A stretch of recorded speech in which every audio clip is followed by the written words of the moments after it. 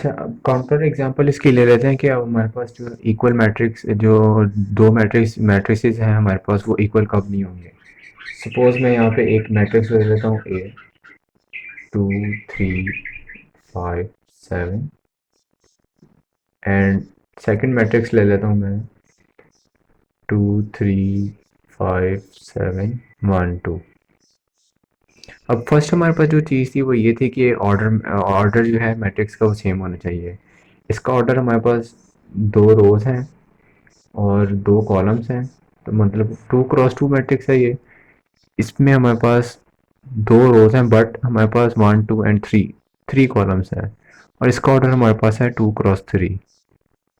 क्योंकि हमारे पास जो है नंबर ऑफ कॉलम्स दोनों मैट्रिक्स के डिफरेंट हैं। ए मैट्रिक्स के हमारे पास 2 कॉलम्स हैं, जबकि बी मैट्रिक्स के हमारे पास 3 कॉलम्स हैं, तो ये हमारे पास इक्वल मैट्रिक्स नहीं होगा because of the order of both the matrices.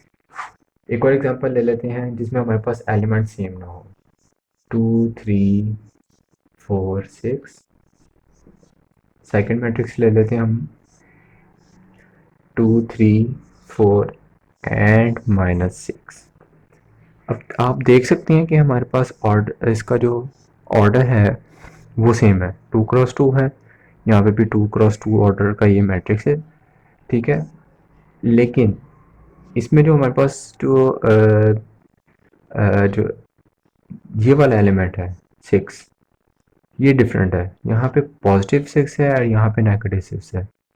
अब इस एलिमेंट की वजह से, इस -6 की वजह से ये हमारे पास ए और बी जो हैं वो इक्वल नहीं है,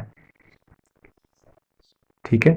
अब हम इसमें हमारे पास ऑर्डर तो सेम है बट उसके कॉरस्पॉन्डिंग एलिमेंट्स हमारे पास डिफरेंट आ रहे हैं।